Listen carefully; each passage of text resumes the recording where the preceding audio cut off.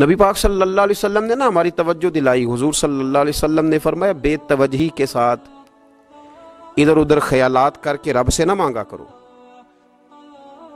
تردد کے ساتھ بے یقینی کے ساتھ نہ مانگا کرو، بلکہ رسول کریم صلی اللہ علیہ وسلم نے فرمایا، یہ حدیث پاک مسلم شریف میں موجود ہے، حضور فرمانے لگے جب رب سے مانگو نا تو اصرار کر کے مانگو. جب رب سے مانگو تو اصرار کر کے، بچہ ناز دکھا رہا ہے اصرار کر رہا، اللہ سے مانگو تو اصرار کر کے مانگو. اور فرمایا رغبت کے ساتھ مانگو. کیا خوبصورت لفظ ہے حدیث کے. حضور فرمانے لگے اصرار کر کے مانگو، رغبت کر کے مانگو. رب کے لیے کوئی چیز دینا مشکل تو نہیں ہے نا، اس کے لیے کوئی مشکل ہے تمہیں عطا کرنا؟ تو رغبت کر کے اللہ سے سوال کرو، اسے مناؤ. اور خود نبی پاک صلی اللہ علیہ وسلم کا حال یہ تھا. حضرت عائشہ صدیقہ رضی اللہ تعالیٰ عنہ فرمانے لگی کہ نبی پاک دعا رسول اللہ صلی اللہ علیہ وسلم، یہ لفظ ہیں حضرت عائشہ کے. اللہ اکبر، ذرا ان میں ڈوب کر دیکھیے گا، ذرا ان لفظوں میں کھو کر دیکھیے گا. ام المومنین کیا فرماتی ہیں؟ حضرت عائشہ صدیقہ فرماتی ہیں، یہ بھی مسلم میں موجود ہے، کہتی ہیں دعا رسول اللہ، کہتے ہیں نبی پاک نے دعا مانگی، حضور نے دعا مانگی. سبحان اللہ، کیا لفظ ہیں، کیا وجد آفرین جملے. کہتے ہیں دعا رسول اللہ، نبی پاک نے دعا مانگی، ثم دعا، دعا مانگ کر حضور پھر دعا مانگنے لگے. حضور نے دعا مانگی اور دعا مانگ کر حضور پھر دعا مانگنے لگے. اور ثم دعا رسول اللہ تیسری دفعہ فرماتی ہیں، کہتی ہیں حضور نے دعا مانگی اور دعا مانگ کر پھر دعا مانگنے لگے. یعنی حضور نے دعا مانگی اور پھر دعا مانگی اور دعا ختم ہو گئی تو تیسری دفعہ پھر دعا مانگی. یعنی حضور نے مانگا. کیا کہا حضرت نے؟ فرمانے لگے مانگیں گے مانگے جائیں گے، منہ مانگی پائیں گے. سرکار میں نہ لا ہے نہ حاجت اگر کی ہے، مانگیں گے مانگے جائیں گے، منہ مانگی پائیں گے. حضور نے دعا مانگی اور دعا مانگ کر پھر دعا مانگی اور دعا مانگ کر پھر دعا مانگی. تو نبی پاک صلی اللہ علیہ وسلم کا تو اللہ سے مانگنے کا، اس کو منانے کا یہ طریقہ. حضرت عبداللہ ابن عمر فرمانے لگے، یہ لفظ ابو داؤد شریف میں موجود ہے، ذرا ان کا بھی ذائقہ محسوس کیجئے گا. حضرت سیدنا عبداللہ ابن عمر فرماتے ہیں میں حضور کی مجلس میں حاضر تھا، حضور مانگنے لگے اللہ سے، حضور اللہ سے مانگنے لگے. میں تو کئی دفعہ یہ دعا بھی مانگنے لگ جاتا ہوں کہ اللہ تو ان دعاؤں کی طرف تو دیکھ جو تیرے رسول نے ہمارے لیے مانگی. اللہ تو ہمیں تو نہیں نہ مانگنا آتا، نہیں طریقہ آتا، نہیں سلیقہ آتا، نہیں انداز آتا. ہم تو بے توجہ سے لوگ ہیں، بیٹھنے کا ڈھب نہیں آتا ہمیں تو ہاتھ اٹھانے کا سلیقہ نہیں آتا، ہم تو وضو کرنے کے اس طریقے سے آشنا نہیں. پر اللہ تیرے محبوب نے تو خوب مانگا ہے نا تجھ سے، تیرے پیارے حبیب علیہ السلام نے تو تجھے منایا ہے نا ہمارے حق میں. تو اللہ تو ان دعاؤں کی طرف تو دیکھ. حضرت عبداللہ ابن عمر رضی اللہ تعالیٰ عنہ فرماتے میں حضور کی مجلس مبارکہ میں بیٹھا تھا، ابو داؤد شریف میں موجود ہے. کہتے ہیں حضور دعا مانگ رہے تھے. دعا کیا تھی؟ دعا حضور یہ مانگ رہے تھے، رب اغفر لی، یا اللہ ہمیں بخش دے، وتب علیہ، اللہ ہماری توبہ قبول فرما، انک انت التواب الرحیم، بے شک تو توبہ قبول کرنے والا اور رحم کرنے والا. حضور دعا مانگ رہے تھے، اے اللہ رب اغفر لی، یا اللہ ہمیں بخش دے، وتب علیہ، اور ہماری توبہ قبول فرما، انک انت التواب الرحیم، بے شک تو توبہ قبول کرنے والا اور رحم کرنے والا. حضرت عبداللہ ابن عمر فرماتے اس ایک دعا کو ایک ہی مجلس میں ایک ہی جگہ بیٹھ کر میرے نبی پاک نے اپنی زبان اطہر سے 100 مرتبہ ادا فرمایا.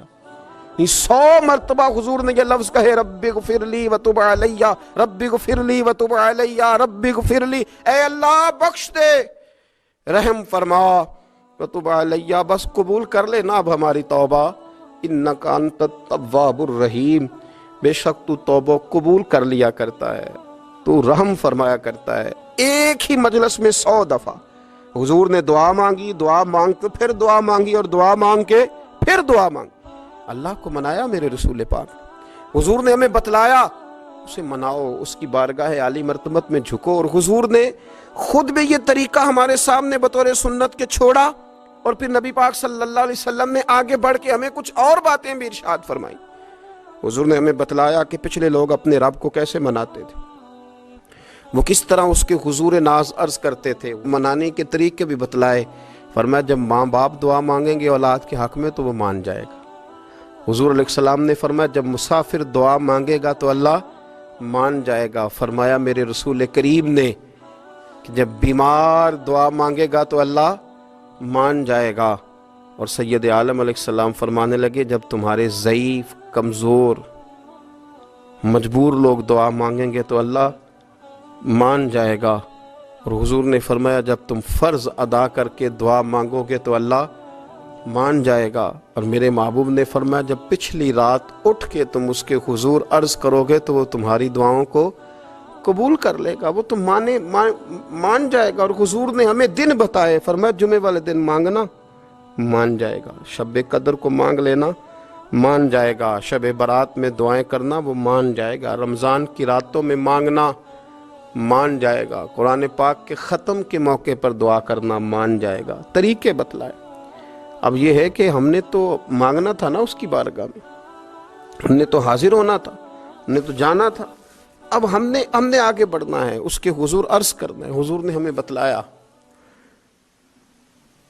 کہ مومن متقی ہوتا ہے نا، پرہیزگار ہوتا ہے، تو اس نے کچھ نیکیاں بھی کی ہوتی ہیں، جس طرح اسے اپنے گناہوں کا پتہ ہوتا ہے نا، تو اسے پتہ ہوتا ہے کہ نہیں یار فلاں کام میں نے فقط اللہ کی رضا کے لیے کیا ہوا ہے، وہ میرا اور میرے رب کا راز ہے۔ فرمایا جب تم بڑے الجھ جاؤ نا، جب تم بڑی آزمائش میں آ جاؤ، اور جب تم سمجھ لو کہ اب میں بڑی تکلیف میں آ گیا ہوں، تو پھر ایک طریقہ حضور نے ہمیں اور بھی بتلایا مانگنے کا، ایک اور طریقہ بھی بتلایا، اور وہ روایت صحیح مسلم میں موجود ہے۔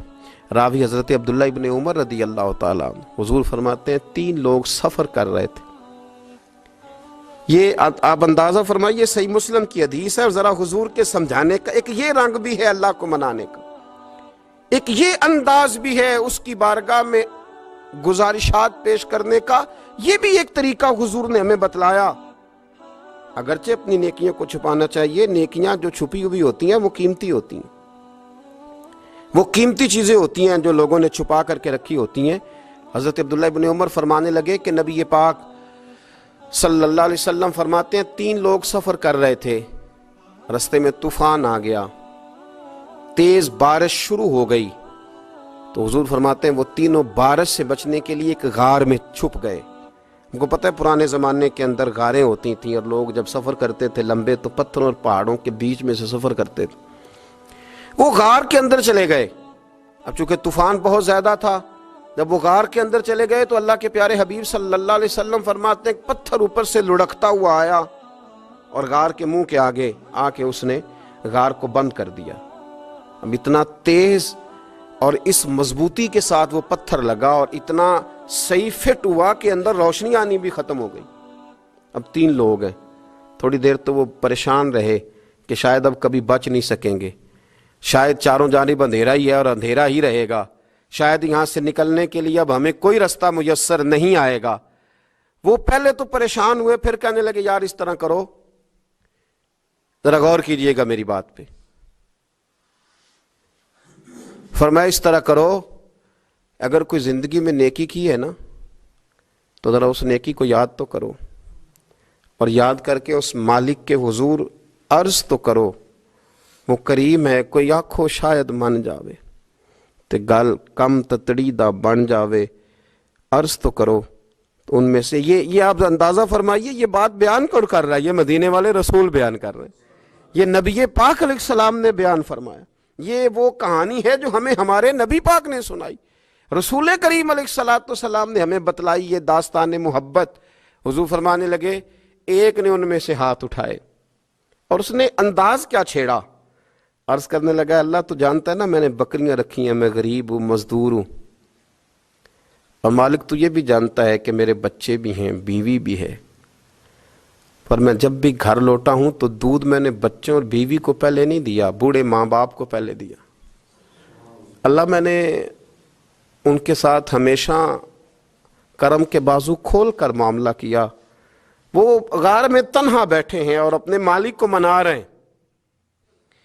عرض کرتے ہیں اللہ تجھے یاد ہے نا ایک رات جب میں بڑی دیر سے لوٹا تھا، لکڑیاں کاٹتے، درخت تلاش کرتے، مجھے دیر ہو گئی، میں دیر سے لوٹا تھا، نیت یہ کر رکھی تھی کہ دودھ سب سے پہلے ماں باپ کو پلاؤں گا، مالک جب میں لوٹا تو وہ بوڑھے تھک کر کے سو گئے تھے، میری بیوی